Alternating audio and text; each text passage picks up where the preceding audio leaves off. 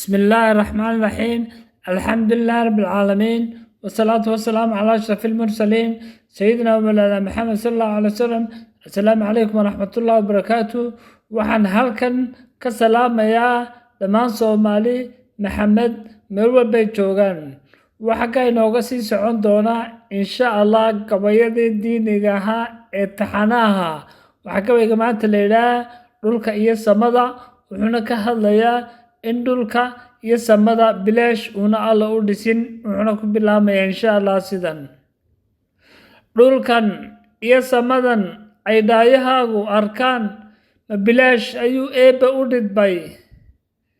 adduunkan ma dheel baa lagu keenay iyo dhalanteen. seed u dhayalsataa diinta iyo waxyiga dharaar iyo habeen. dhaldhalaalka nolosha waa lagu jabaayo laguma dhargee.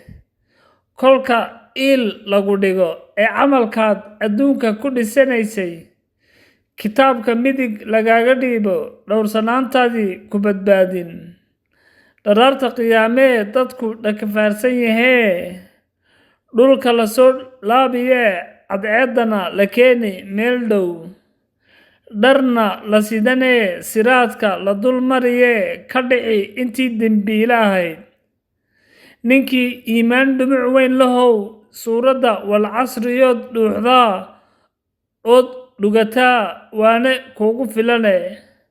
dhulkan iyo samadan ay daayahaagu arkaan ma bilaash ayuu eebbe u dhidbay.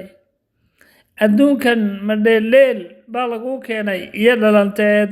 waad mahadsantii dhammaantiin. waxaan leeyahay aan dhowrsanaano kol walba insha Allah walaalayaal.